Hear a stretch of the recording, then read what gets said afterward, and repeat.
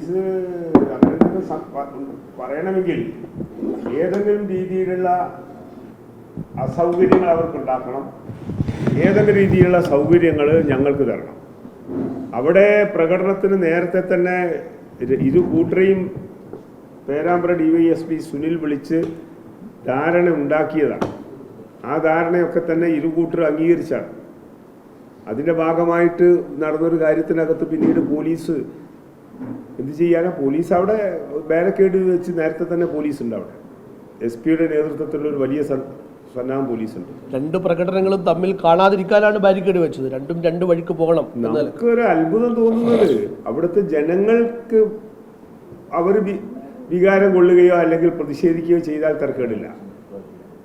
വന്ന ജനപ്രതിനിധി അവിടെ കോലാഹലം ഉണ്ടാക്കിയെന്നതാണ് പ്രശ്നം. അതാണ് വലിയൊരു വിഷയം.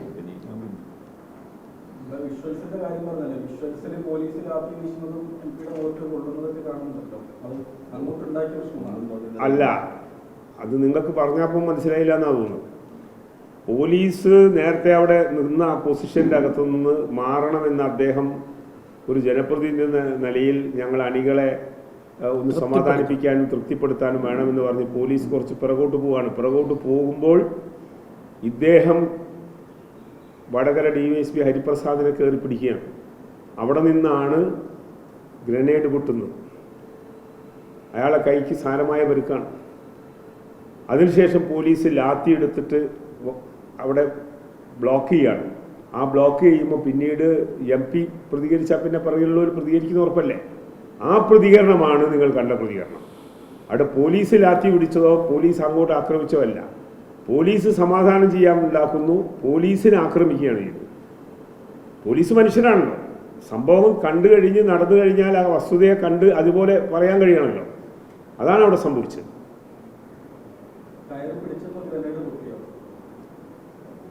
അല്ല, ഇദ്ദേഹം നീങ്ങുന്ന സന്ദർഭത്തിൽ തന്നെ ഗ്രനേഡ് പിടിച്ചത്തക്ക രീതിയിൽ DYSP-യുടെ ഇവിടെ പിടിച്ചു. അത് ഫോട്ടോ പുറത്ത് വന്നോ ഇല്ലെന്ന് അറിയില്ല. ഫോട്ടോ എടുത്തിട്ടുണ്ടാവും.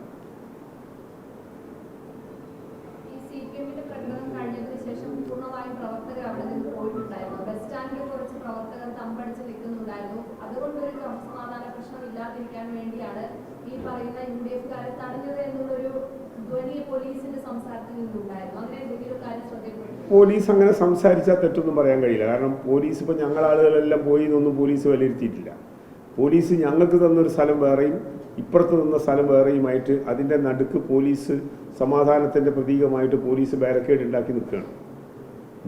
ഞങ്ങൾ ചെയ്ത കാര്യം നിങ്ങളോട് പറഞ്ഞു. അവിടെ ജനങ്ങൾ വിലയിരുത്തിയാണ് എല്ലാവരും. ഞാൻ ആ സ്ഥലത്തുണ്ടായിരുന്നു. ഞാനവിടെ സംസാരിച്ചിട്ടൊന്നുമില്ല. ഈ പരിപാടി പ്രസംഗം കഴിഞ്ഞ ഉടനെ ഞാൻ ആ സ്ഥലത്തുണ്ടായിരുന്നു. ഞാൻ ദൃക്സാക്ഷിയാണ് സത്യത്തിൽ. പക്ഷേ ഈ സന്ദർഭത്തിൽ ആ ഭാഗത്തേക്ക് ഞാൻ പോയില്ല എന്നല്ലാതെ ഞാൻ പേരാമ്പ്രണ്ട് ഇന്നലെ പൂർണ്ണമായിട്ട്.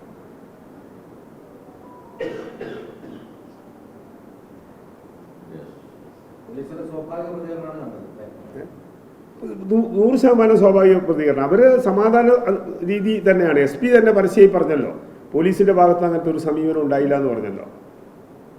പോലീസ് നിങ്ങൾ കാണേണ്ടത് ഒരു കോൺഗ്രസ് പ്രവർത്തകനും ഒരു പരിക്കും പറ്റിയിട്ടില്ല ഈ MP-ക്ക് അല്ലാതെ. 7 പോലീസുകാർ ഹോസ്പിറ്റലിലുണ്ട്. വടകര DYSP-യുടെ കൈ സാരമായ പരിക്കാണ്. അതേ തരത്തിലുള്ള പരിക്കാണ് പേരാമ്പ്ര DYSP സുനിലിനും. ഞാൻ ഈ പോലീസുകാരെയും സുനിലിനെയും EMS ഹോസ്പിറ്റലിൽ പോയി കാണുകയും ചെയ്തിട്ടുണ്ട്.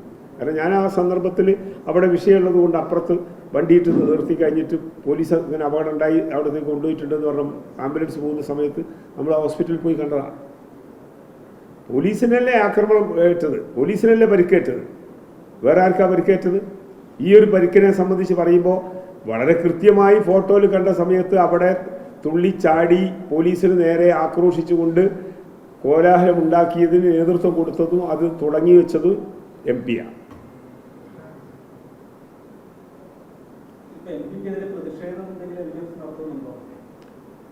MP-ക്കെതിരെ പ്രതിഷേധം ഇതൊക്കെ തന്നെയാണ് ഞങ്ങൾ പ്രതിഷേധം. ഞങ്ങളൊരു ആക്രമണാസക്തമായിട്ട് കാര്യങ്ങൾ പോകരുത് എന്ന ധാരണയിൽ തന്നെയാണ് ഞങ്ങൾ പ്രയത്നിച്ചത്. ഇന്നിപ്പോൾ UDF-ന്റെ KC വേണുഗോപാൽ പങ്കെടുക്കുന്ന പരിപാടി അവിടെ 3 മണിക്ക് പേരാമ്പ്രയുണ്ട്. അതുകൊണ്ട് ഇന്ന് ഞങ്ങൾ പരിപാടി വെച്ച് ഞങ്ങളിപ്പോൾ 14-ാം തീയതി ഞങ്ങളൊരു പൊതുയോഗം ഏർപ്പാട് ചെയ്തിട്ടുണ്ട്. അത് പേരാമ്പ്ര കേന്ദ്രീകരിച്ചുകൊണ്ട് മാത്രം, പേരാമ്പ്ര കേന്ദ്രീകരിച്ചു.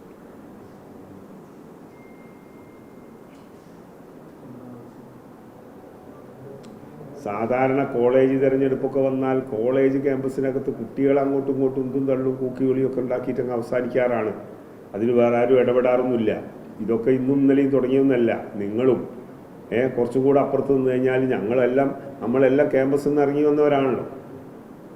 ഇത് പുറത്ത് ഉള്ളവർ ഏറ്റെടുക്കേണ്ട ഒരു കാര്യമില്ല. കോഴിക്കോട് ജില്ലയിൽ നിങ്ങൾ കാണേണ്ടത് UDF വിദ്യാർത്ഥി സംഘടനകൾ എന്ന രീതിയിൽ KSU MSFന് വലിയ തിരിച്ചടിയേറ്റ ഒരു തെരഞ്ഞെടുപ്പാണ് കഴിഞ്ഞ ദിവസം നടന്ന കോളേജ് ഇലക്ഷൻ. വലിയ രീതിയിൽ സിറ്റിക്കകത്ത് മുഴുവൻ കോളേജുകളും SFI നേടി. അതേപോലെ തന്നെ MSF KSU ബന്ധത്തിനകത്ത് വലിയ പ്രശ്നങ്ങൾ വന്നു. അവരുടെ ഇടയിൽ തന്നെ പ്രശ്നങ്ങളാണ്.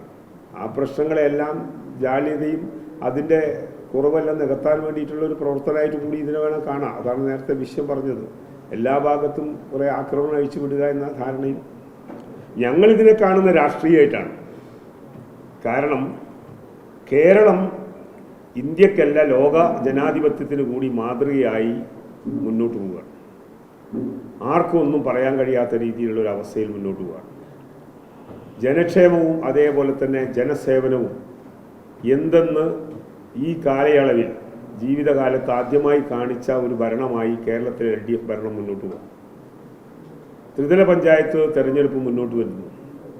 ത്രിതല പഞ്ചായത്തുകൾക്കെല്ലാം പ്ലാൻ ഫണ്ടിൻ്റെ 60-65% കൊടുത്ത് ഓരോ പഞ്ചായത്തുകളും അവർ മനസ്സിലാക്കിയതിനാൽ അവർ പ്രതീക്ഷിച്ചതിനെല്ലാം അപ്പുറത്ത് വികസന പ്രവർത്തനങ്ങളെല്ലാം നടത്തി ഇങ്ങനെ മുന്നോട്ട് പോകുമ്പോൾ എന്തു പറയാനുണ്ട്, ഒന്നും ചെയ്യാനില്ല എന്ന ഒരു മനപ്രയാസത്തിൻ്റെ അകത്തു നിന്ന് ഉയർന്നു വരുന്ന പ്രതിഷേധങ്ങളാണ് ഇതെല്ലാം എന്നാണ് ഞങ്ങൾ കാണുന്നത്. അപ്പോൾ നിങ്ങളെല്ലാം എഴുതിയിട്ടുണ്ട്, കണ്ടിട്ടുണ്ട്, നിങ്ങൾ റിപ്പോർട്ട് ചെയ്തിട്ടുണ്ട്. ഇപ്പോൾ നിയമസഭക്കകത്ത് കഴിഞ്ഞ ദിവസം നടന്ന സംഭവങ്ങൾ എന്തൊക്കെയാണെന്ന് നിങ്ങൾക്കെല്ലാം അറിയാം.